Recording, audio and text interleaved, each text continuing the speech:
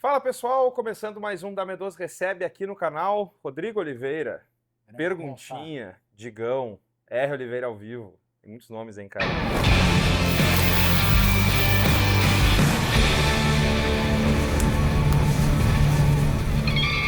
Obrigado, meu.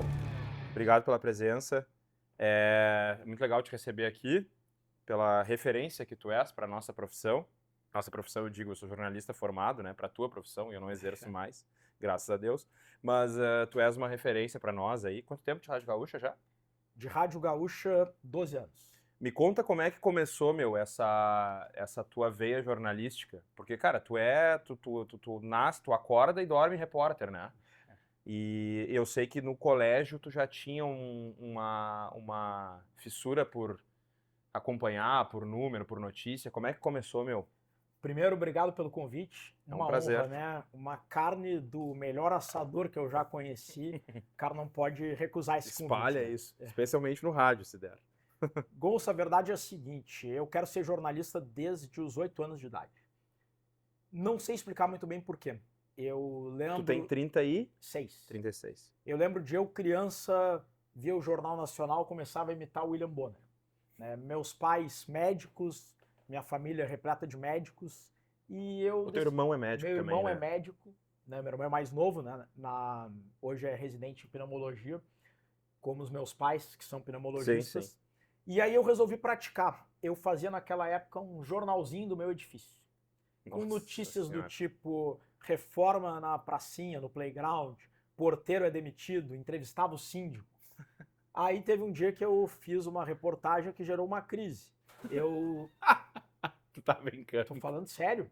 Eu sempre me dava muito bem com o pessoal de mais idade, meu prédio tinha muitos idosos, e os moradores reclamavam que o porteiro tinha baixado uma determinação proibindo o síndico tinha baixado uma determinação proibindo os porteiros de ajudar os moradores com as compras.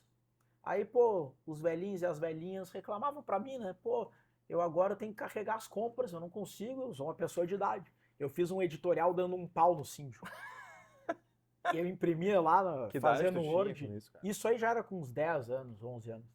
E distribuía para os moradores. Próxima reunião de condomínio, o síndico entregou o carro. Não pode? Tô vendo que o pessoal não tá gostando. Né? Aí demoveram o síndico da ideia, Aí os caras querem dizer que tu é um cara equilibrado no ar, tu é um sensacionalista, ô, Rodrigo. Só que aí demoveram o síndico da ideia, mas ele reverteu a medida.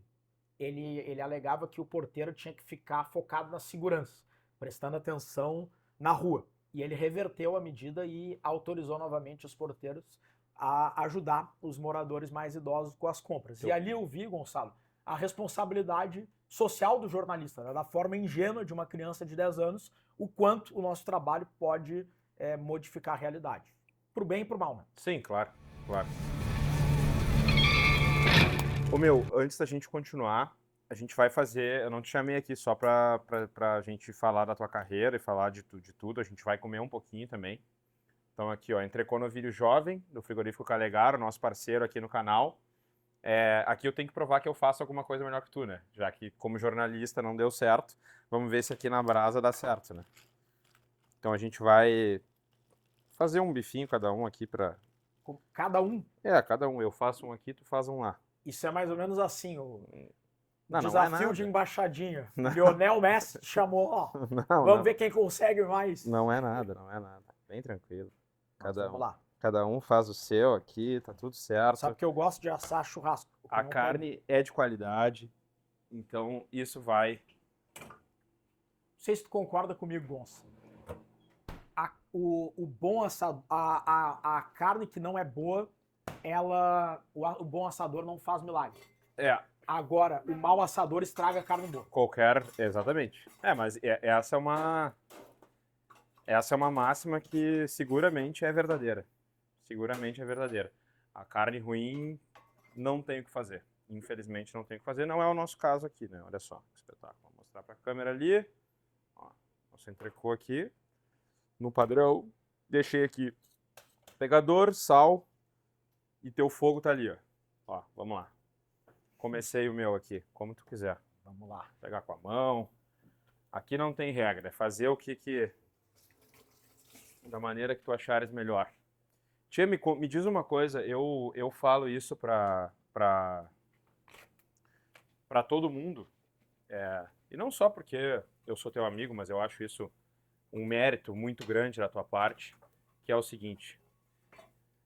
Tu me disseste que tu entrasse na Guaíba em 2007, né?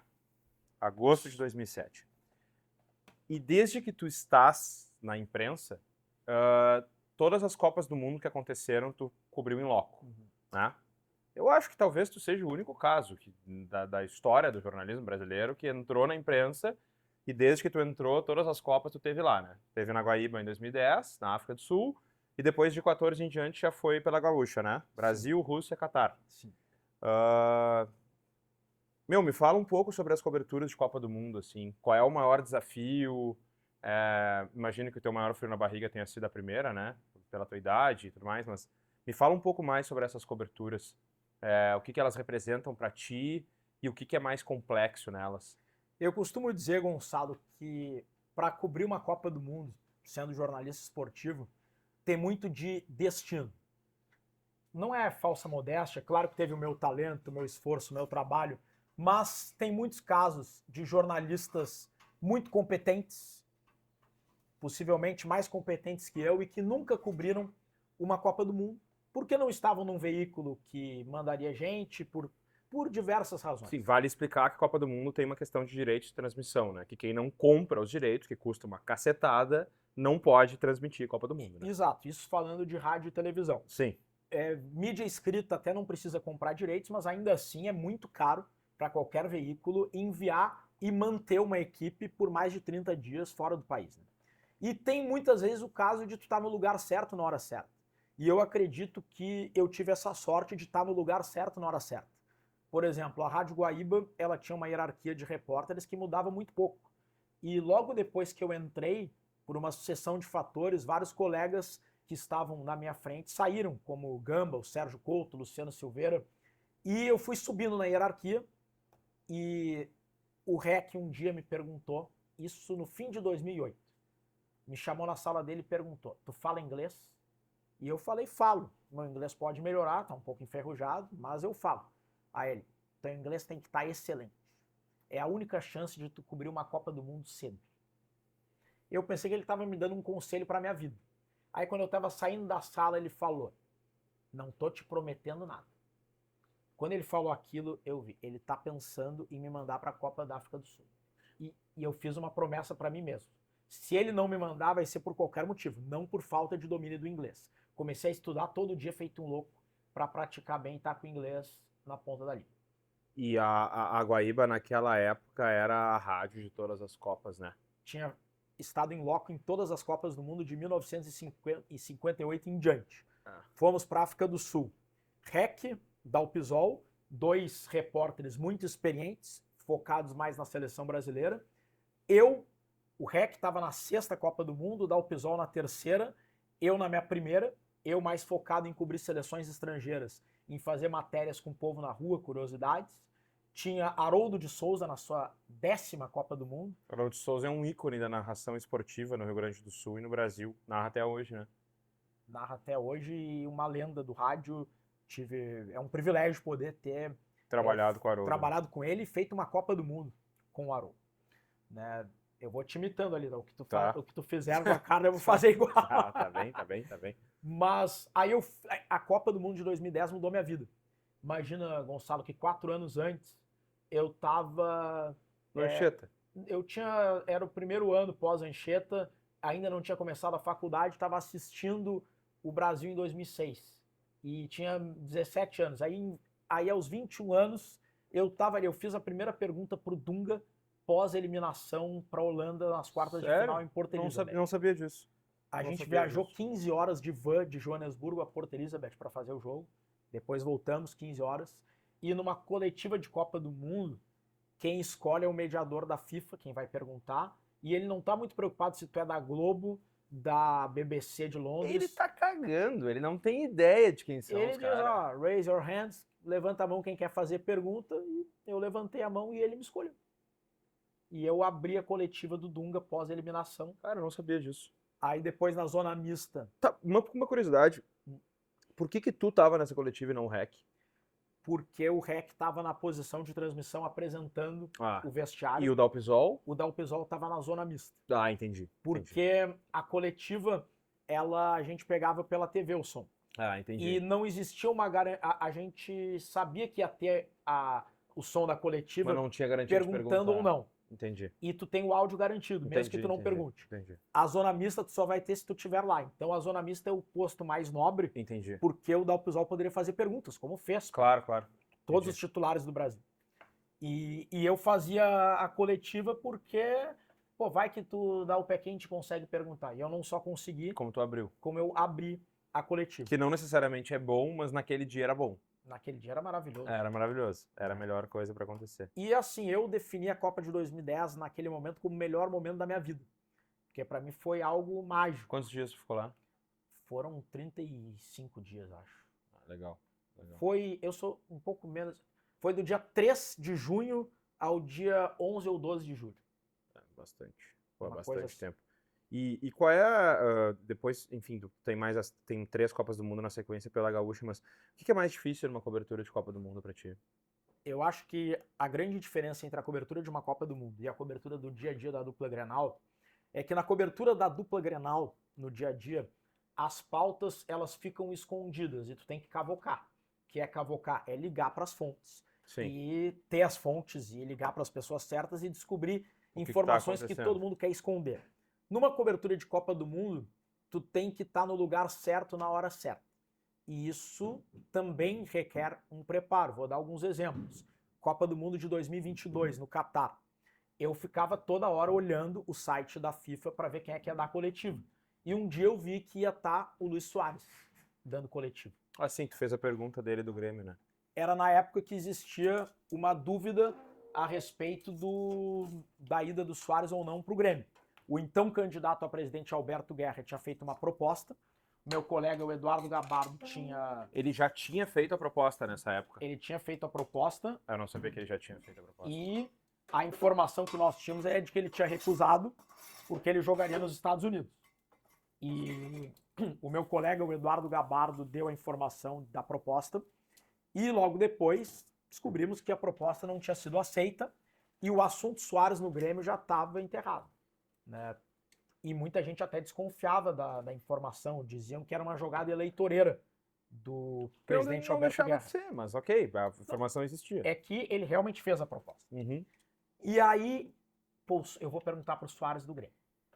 Só que tu não tem como garantir que tu vai conseguir perguntar, mas tem algumas estratégias. Eu cheguei 15 minutos antes na sala, eu procurei a mediadora da FIFA, cumprimentei ela e comecei a conversar com ela. Conversei sobre amenidades.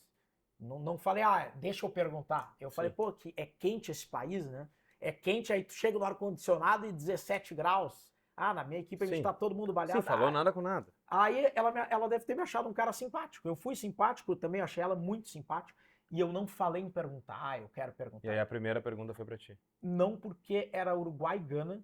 Imagina, 10 anos depois do jogo em que o Soares defende a bola com a mão no jogo de 2010. Sim, no então, Soccer City. Aí eu abro na primeira pergunta, e o Grêmio? Os caras iam me matar. Sim. Então eu esperei umas 3 perguntas, e nisso todo mundo levantando a mão, eu quero perguntar. E eu só abri um sorriso para ela e levantei. Ela na hora apontou para mim. E eu fiz toda uma tese, disse que eu era de Porto Alegre, que aqui a gente tem uma identificação com o povo uruguaio, muita gente torce pro Uruguai. Aí eu perguntei para o Soares, como é para ti saber que tem o apoio de parte do povo do Brasil num jogo tão importante? Inclusive, lá em Porto Alegre, a torcida do Grêmio ficou louca quando soube do interesse no teu futebol. Como foi para ti receber uma proposta do Grêmio? E ele não só confirmou a proposta, como disse que falou para a direção do Grêmio que não poderia dar uma resposta porque estava focado na Copa do Mundo, que só daria uma resposta depois da Copa do Mundo. Ou seja, teve uma grande repercussão por ele dizer que foi lindo ter o reconhecimento de um clube como o Grêmio e, mais do que isso, ele manter a porta aberta para... Sim, ele não só confirmou a informação, confirmou a notícia, né? Como ele deu, digamos que ele deu pano para manga, né? Ele manteve viva a chama, ele não disse assim, eu não quis jogar no Grêmio. Ele disse, eu não pude dar uma resposta ao Grêmio porque eu tô focado na Copa. Depois da Copa pode acontecer, como aconteceu. Sim. Isso não foi algo, Gonçalo, que eu apurei, que eu liguei para a fonte, que eu cavoquei. Eu estive no lugar certo na hora certa. Como eu estive no lugar certo na hora certa quando apareceu o Gustavo Kirten para assistir um jogo da Argentina, acho que contra a Holanda. Aí eu encontro o Guga na minha frente. E é muito louco, porque Esse cara é foda. eu fiz pergunta pro Messi. Esse cara é ídolo. Eu fiz pergunta pro Messi na Copa do Mundo e para mim era mais um entre tantos que eu já entrevistei. O Guga, eu me deslumbrei. Eu entrevistei o Guga uma vez no projeto Wimbledon, na Zona Sul de Porto Alegre, eu e teu colega André Silva. Que era muito legal, figura. Porque eu adoro tênis, o André também. E é legal tu fazer compartilhar uma entrevista com alguém que entende do assunto. Eu, modéstia à parte, conheço alguma coisa de tênis. Então foi bem legal. E eu tremi também quando eu vi o Guga. O Guga é foda, né, cara? Ídolo, né? Na tua família, o teu pai, para contextualizar, eu conheço os pais do Rodrigo. Os pais do Rodrigo são nossos clientes aqui. A família do Rodrigo, na verdade, os primos dele também. Eu te pergunto uma coisa, o teu pai é de Uruguaiana, né? Sim. E a tua mãe é de Recife. Isso. Quais são as tuas primeiras lembranças de churrasco na vida? Meu pai. Teu pai em casa? Meu pai em casa. Meu pai sempre foi um assador nato, de gostar de fazer churrasco. Aquele cara, de certeza... O teu pai morou em Uruguaiana? Sim, meu pai nasceu e se criou em Uruguaiana, veio para Porto Alegre para fazer o ensino médio. Tá. A infância e a adolescência. E a tua mãe veio para cá quando? Só a minha mãe se formou em medicina lá e veio para cá para fazer a residência em pneumologia no Hospital de Clínica. E aí conheceu teu pai e ficou? Conheceu meu pai na residência e aí meu pai voltaria para Uruguaiana, minha mãe voltaria para o Recife. E eles ficaram em Porto Alegre? Resolveram ficar no meio termo, ficar em Porto Alegre. Entendi. E aqui estou. Entendi. Mas a primeira lembrança era o teu pai fazendo em casa? Meu pai fazendo em casa, era uma coisa que ele sempre gostou de fazer. Tu com certeza vai se identificar com isso, aquela coisa do ritual, né? Não é só tô a fim de comer carne, é todo aquele ritual que vai desde ir no açougue, escolher a carne. Sim, o teu pai ainda sendo do interior tem uma coisa muito viva disso, né? Do ritual, né? Sim. Fronteira com a Argentina. Tu tem alguma lembrança de churrasco de Uruguaiana, meu? Não tenho. Eu ia para Uruguaiana mais quando eu era criança, quando os meus primos, né? Tu conhece o Arthur e o Pedro, né? Quando a gente regula de idade, eles moravam em Uruguaiana, eu gostava de ir lá para brincar com eles e tal, só que eles foram também no ensino médio para Porto Alegre e por muito tempo a minha avó, depois que ela se separou com do meu avô, ela veio para Porto Alegre também, depois voltou, mas quando os meus primos vieram para Porto Alegre eu passei muito menos para Uruguaiana, né?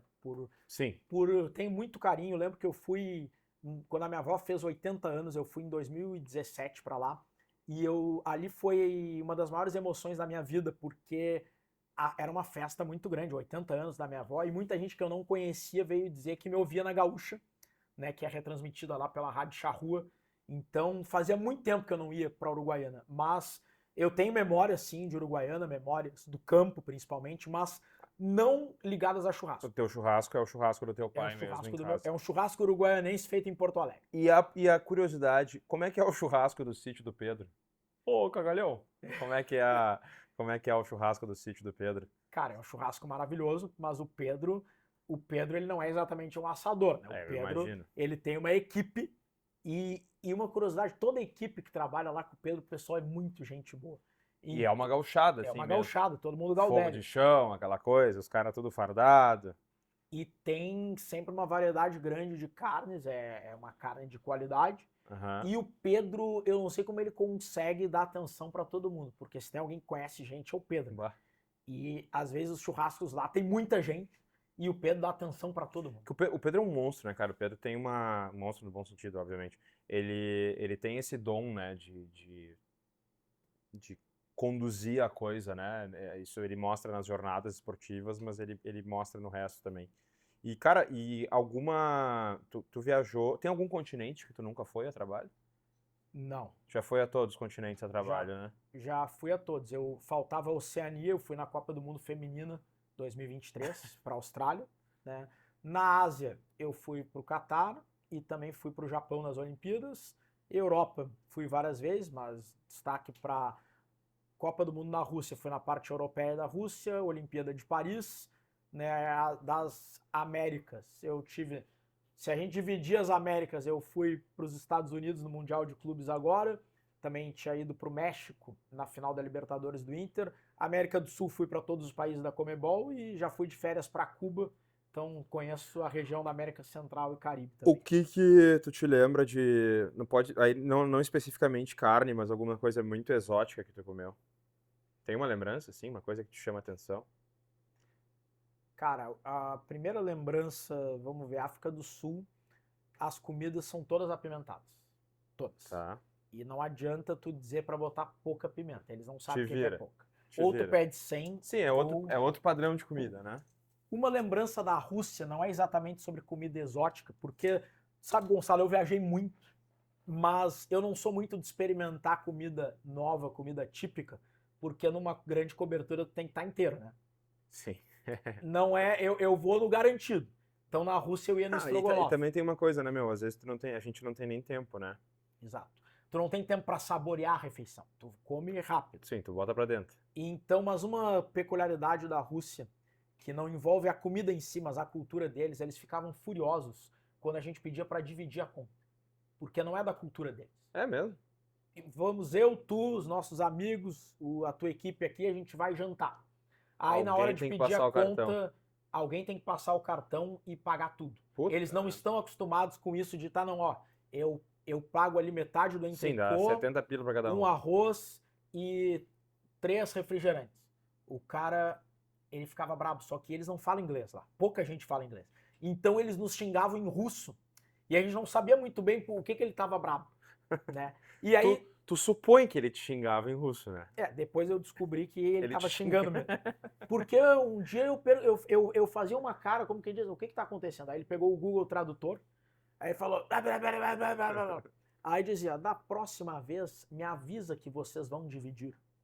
E aí a gente aprendeu e chegava e dizia, ó, comanda separada. Sim. Não é comanda, eles não, ó, anota, eu vou pegar isso, isso, isso. Split the Mas check. a gente vê que não é uma coisa cultural para eles. Eles estão acostumados que se vai ter um jantar com um grupo, alguém vai pagar sozinho tudo. Legal, legal. Ô meu, e falando, eu vou fazer daqui a pouco um mata-mata pra te deixar, um ping-pong aqui pra te deixar numa saia justa, tá? Tu não achou que tu ia sair daqui só contando a tua vida e foi comendo carne, né? Preparar e ver Mas como é que tá a carne. a minha dúvida é a seguinte, cobertura de Olimpíada. Quantas Olimpíadas tu fez em loco? Que aí eu me perdi. Duas. Japão e Paris. Japão foi da pandemia ali, né? 2000 e que ano foi? Foi 2021. 2021. Era pra ser 2020, foi 2021. Isso, oficialmente o nome ainda é Tóquio 2020, mas foi em 2021. Tá, e agora, tipo, de Paris, beleza, do ano passado. Meu, qual é a cobertura? Me corrija se eu estiver errado, tá? A cobertura da Gaúcha, ela é muito baseada em 3 pessoas. Tu, o André Silva e o Zé Alberto Andrade, certo? Na Olimpíada. Na Olimpíada. Vocês 3 que... Nas últimas 2 Olimpíadas fomos nós 3, mais Alice Bastos Neves e Thiago Cirqueira. E na Olimpíada de Paris a gente teve o reforço do André Gonçalves, responsável pela parte técnica. Tá bem. Mas a cobertura, assim, em termos de informações, vocês 3 que sustentam a programação, né? Que o Zé e o André são 2 gênios nessa história da cobertura, né? Eu não conheço ninguém que manja mais de esporte olímpico que os 2. Mas, cara, qual é o maior desafio de tu cobrir uma Olimpíada? Porque, bem ou mal, penso eu de fora, tá? Eu acho que eu não teria... É óbvio que é muito corrido, mas eu imagino que não seja tão difícil tu cobrir uma Copa do Mundo, porque é um assunto que tu domina, via de regra, né? E a gente que gosta de futebol, tu tem noção de quem joga em cada seleção, tu te prepara antes e tal. Mas, cara, a Olimpíada tem sei lá quantas modalidades esportivas, e tem coisas... Eu não tenho a menor capacidade de opinar, e mal teria de relatar de alguma modalidade que eu não acompanho. Como é que é isso, assim? Como é que tu te prepara? Qual é o maior desafio? É esse mesmo? O grande desafio foi a Olimpíada de Tóquio, tá? Porque eu não tinha a menor ideia de que eu iria para Tóquio até 5 semanas antes. Caraca. Me foi pedido para fazer o credenciamento, mas... É muito pouco tempo. Mas assim, muita gente fez o credenciamento e me foi dito, ó, nós não sabemos nem se nós vamos. Porque imagina, tinha uma pandemia acontecendo. Sim, o credenciamento desses eventos tem que ser feito muito antes, né? E é cheio de regras, cheio de coisa. Fazer o credenciamento não é garantia nenhuma de que tu vai. Né? A empresa pode credenciar mais e decidir depois. Sim, ela tá se prevenindo. Porque ela depende muito de orçamento. E eu não acreditava, porque até então eu nunca tinha feito a cobertura de esporte olímpico. E eu também não sabia. Eu não sabia a diferença entre remo e canoagem, por exemplo. Eu não tenho a menor ideia de remo e canoagem, a diferença. O remo, tu rema de costas, né? Além do barco ser diferente, O remo, tu rema de costas para a linha de chegada. E a canoagem é aquele de A frente, canoagem é de frente. que é o Isaquias. A canoagem é o Isaquias. Tá, Aí tem tá dois tipos de canoagem. Sim, o A slalom, aquele... slalom, que é nas Aham. corredeiras, né? Que tem que passar entre as varetinhas. E tem umas varetinhas vermelhas que tu tem que passar na contramão. Aham. E a canoagem de velocidade, que é uma corrida. Quem chegar Tá. primeiro ganha. Sim. Eu não sabia nada disso. Eu também Muito não. menos os personagens. Eu também não. Eu, por 5 semanas, eu suspendi a minha vida. Eu dediquei 100% da minha energia e do meu tempo para estudar a Olimpíada.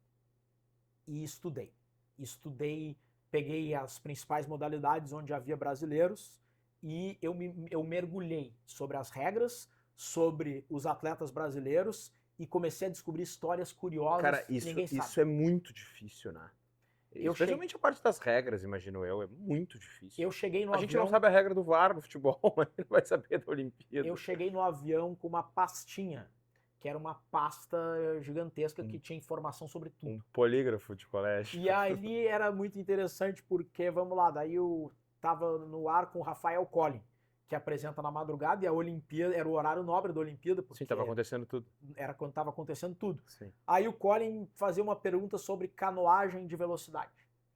E eu abria a minha pastinha e assim, eu não precisava ler, porque eu tinha escrito aquilo. Sim. Então, no que eu olhava, eu já lembrava, claro, eu pesquisei isso. Tá. E eu começava a falar ao natural. Entendi. Então, eu me tornei, entre aspas, um especialista em 5 semanas. Obviamente que eu não tenho o conhecimento do Zé Alberto e do André Silva. O que esses caras sabem? Não, O José Roberto Guimarães, técnico do vôlei, chama o Zé Alberto pelo nome. Sim. No judô, todo mundo chama o André Silva pelo nome. Cara, o Zé tava na beira da quadra no Dream Team em 92, em Barcelona, né? No jogo dos Estados Unidos contra a Croácia.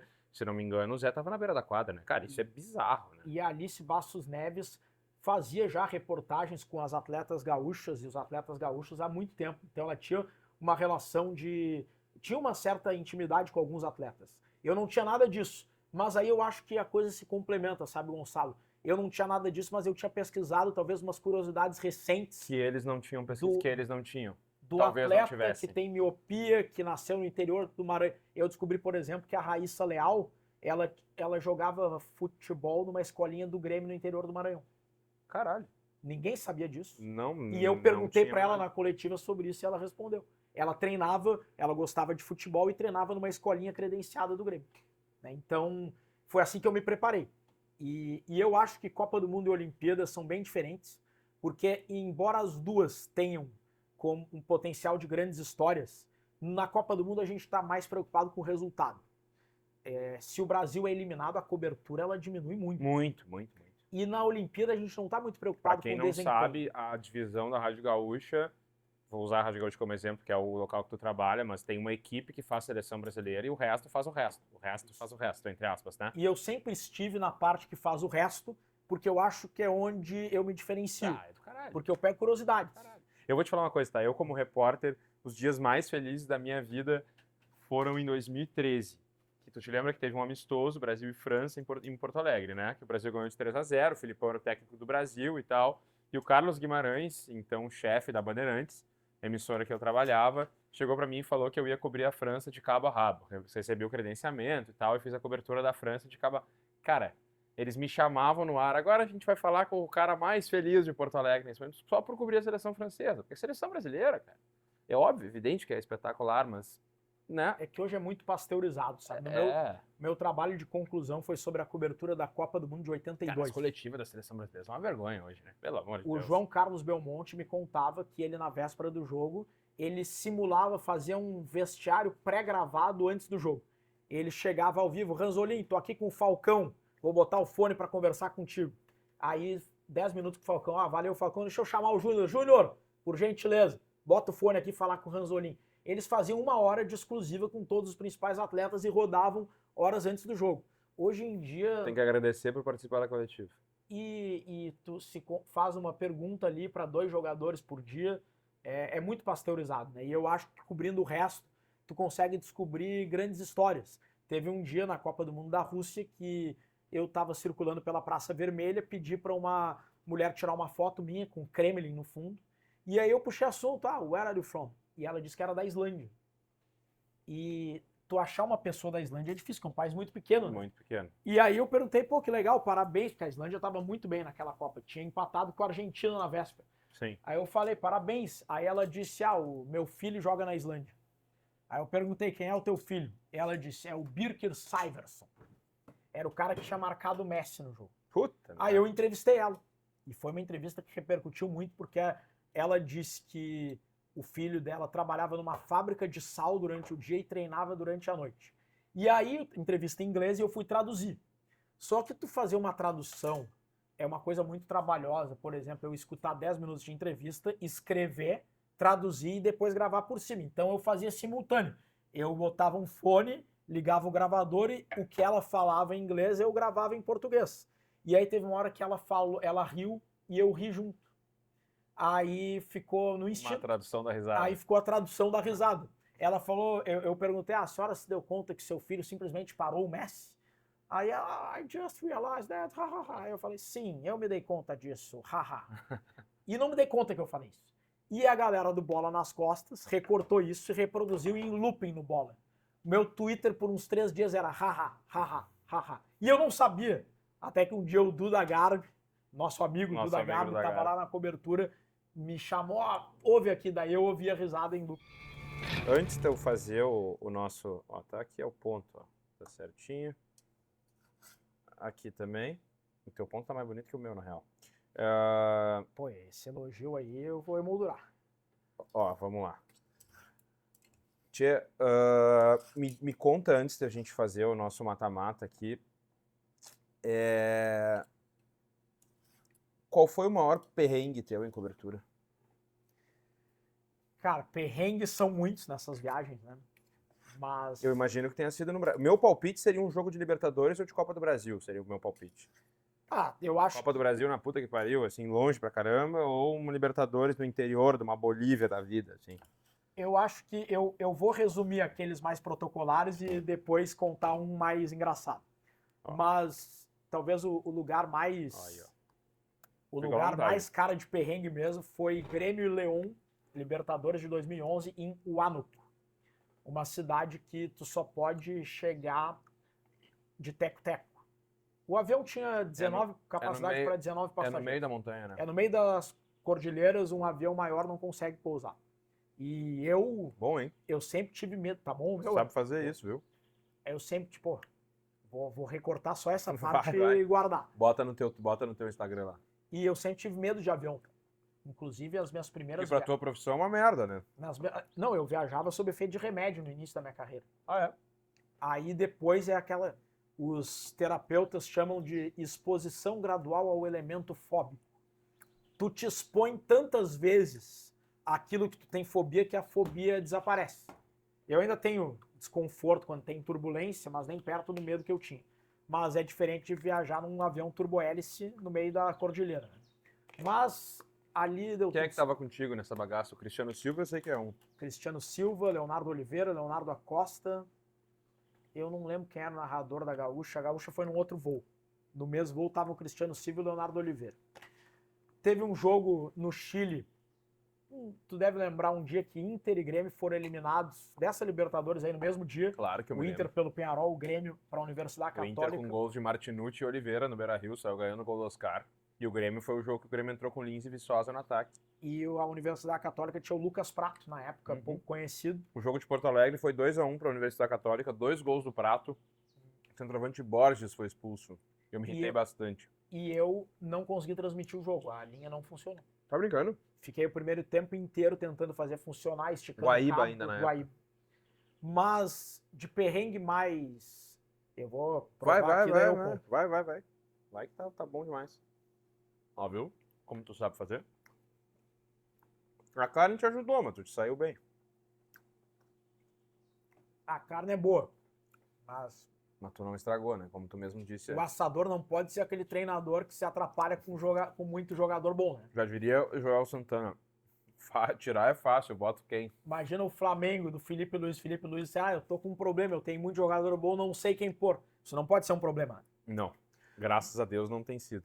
Mas Olimpíada de Tóquio, por exemplo, tinha uma regra lá que era a quarentena. Por conta da pandemia, tinha que ficar 3 dias 3 dias dentro do hotel, sem sair do hotel. Não podia sair do hotel por 3 dias. Podia por 10 minutos para ir no mercado comprar alguma coisa, cronometrado.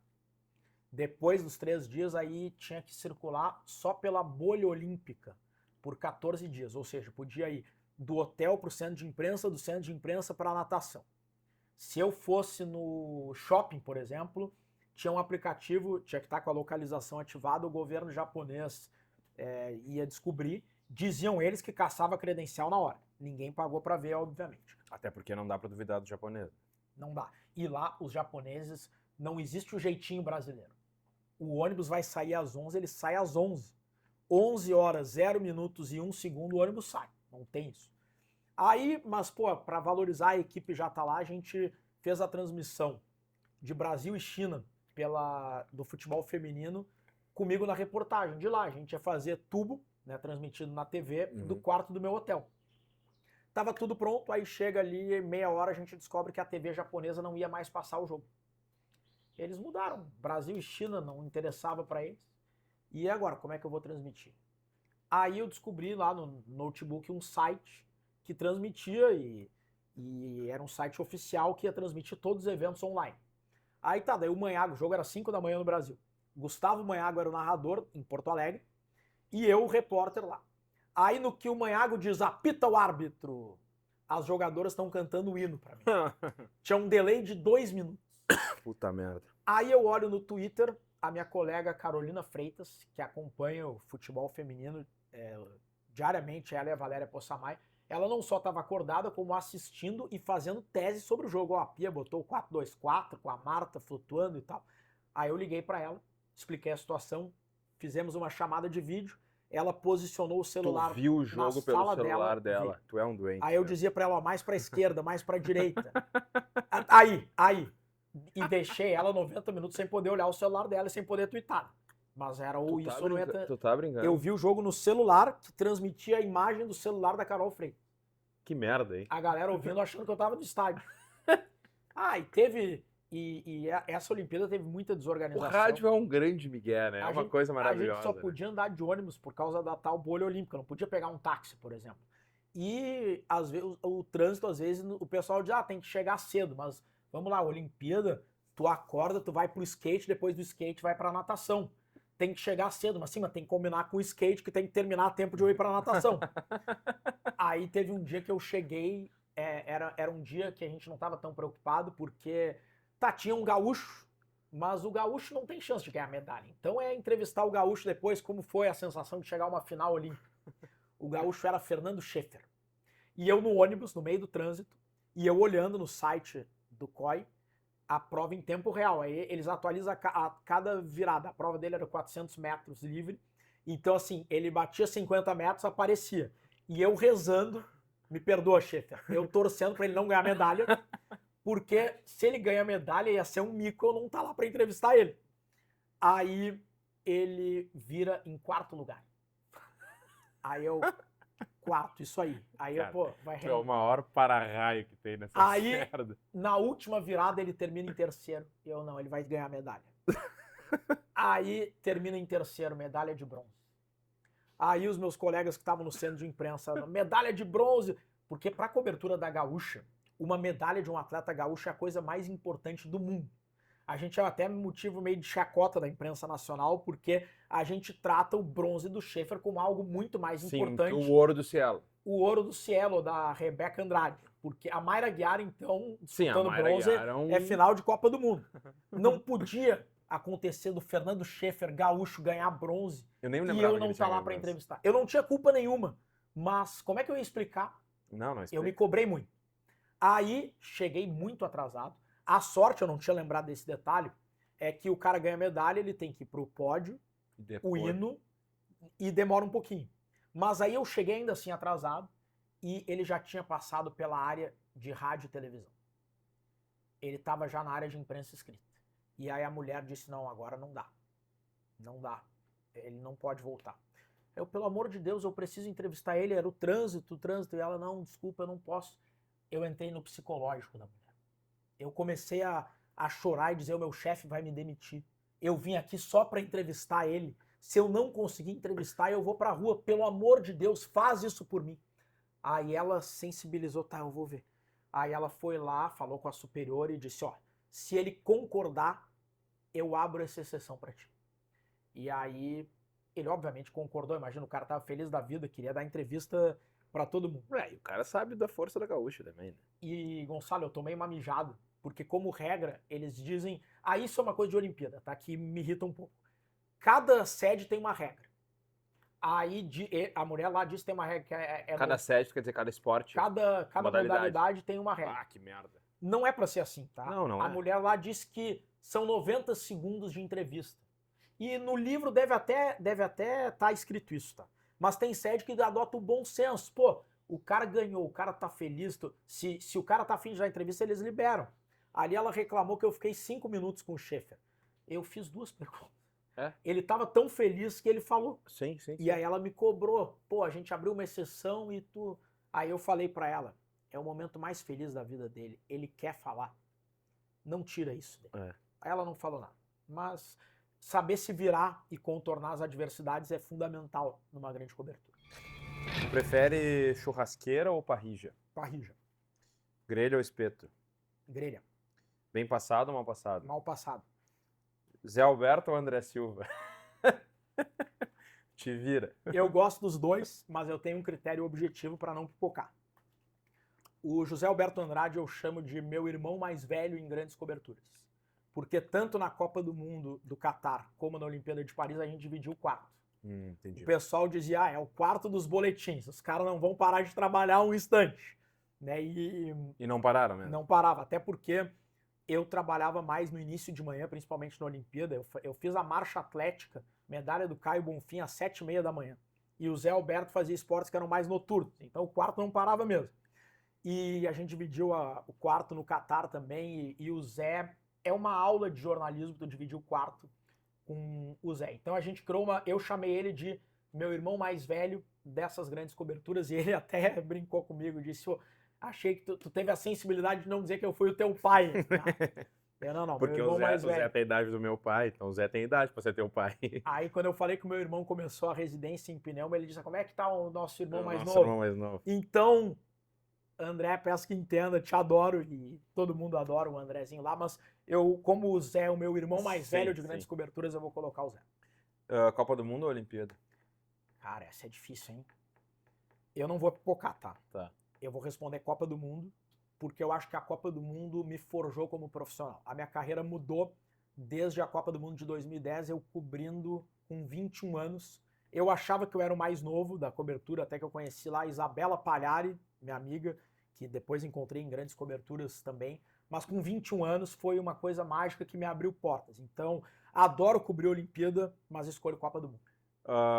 Dupla Grenal ou Seleção Brasileira? Dupla Grenal. Gostei da tua...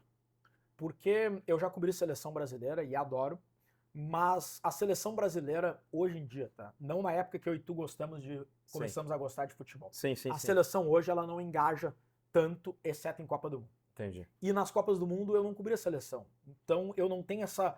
Eu gosto de cobrir seleção, mas a dupla Grenal é o meu dia a dia. Romário ou Ronaldo? Ronaldo. Se alguém responder Romário, tá totalmente justo. Essa pergunta é difícil, né? Mas eu acho que o Ronaldo foi ligeiramente melhor. Pra ti, em churrasco, picanha ou matambrito? Eu adoro matambrito. Eu sei, por isso. Por isso que eu tô perguntando. Carro-chefe da família. Cara, é que assim, eu adoro picanha, mas vamos lá, se tiver maminha, vazio, bem feito, não tem problema. O matambrito não tem igual. É indispensável. Vou de matambrito. Velho Beira-Rio ou novo Beira-Rio? Velho Beira-Rio. Olímpico ou Arena? Olímpico. O que não pode ter num churrasco pra ti? Pode ser qualquer coisa. Pode ser um tipo de comida, pode ser uma pessoa chata, pode ser algum tipo de bebida, pode ser alguma coisa do ambiente, qualquer coisa. O que não pode ter? O que não pode... O que te irrita num churrasco, o que tu não gosta num churrasco? Eu vou te dar um exemplo. Eu me irrito com o palpiteiro. O cara que vem aqui quer dizer o que eu tenho que fazer. Ensinar o padre a rezar a missa. Eu odeio isso. Eu vou fechar contigo nessa. Eu acho assim, o churrasqueiro, o assador, ele é o chefe do churrasco. O ponto, quem decide é ele. E é uma coisa nobre, né? O cara tá fazendo comida pros outros. Vamos lá, o cara que assa o churrasco, ele não curte o churrasco. É. Ele pode curtir o fazer o churrasco, mas ele não curte, ele tá abrindo mão Da um função. momento de lazer.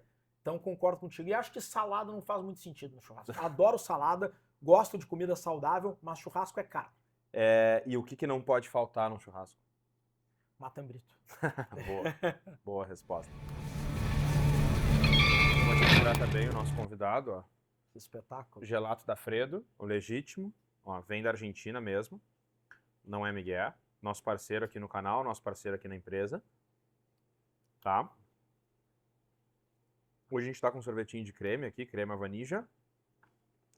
E, como fizemos com os nossos últimos convidados, com todos os convidados que vieram no canal, tem uns presentinhos pra ti aqui. Ó, regalo especial do frigorífico Calegaro, tá? Ó, pode abrir aí. Pô, muito obrigado. Tem um auxílio pro teu churrasco. O auxílio pro teu churrasco tem um bom avental. Pô, muito bom, hein? Um bom avental. Agora eu tô com fardamento. E um bonezinho do Calegaro. Ó, Mais. sorvetinho. Pô, Levar pra casa. espetáculo. Igual esse aqui que eu tô. Tu és um enamorado agora, né? Então, Sim. pra agradar a tua senhora, Pô, vamos. eu não vou falar o que o Guerrinha falou no ar pra não te complicar a vida. Guerrinha falou. E o kit da Al Capone, nossa parceira aqui no canal, enviado pelo Felipe Boni, nosso sommelier, que certamente tu conhece. Participa aqui no canal também, no Assado Olha, Gelada. Mandou o kit. Tem história que ficou faltando, tá? Quiser me convidar mais vezes, eu tô aceitando. Tá. A gente tem que tratar bem os caras, né, meu? Se não trata bem, os caras não voltam, né? Tá aí o Duda Garbi fazendo assado pra Deus e o mundo. Eu tenho que me defender, eu não posso fazer só o assado. Meu, obrigado mais uma vez, tá? Foi um prazer te receber. Valeu demais. Pessoal, deixa o like, te inscreve no canal e a gente volta em breve com mais um da Mendoza Recebe, recebendo nossos convidados e amigos aqui. E acompanhem também os outros vídeos. Um abraço.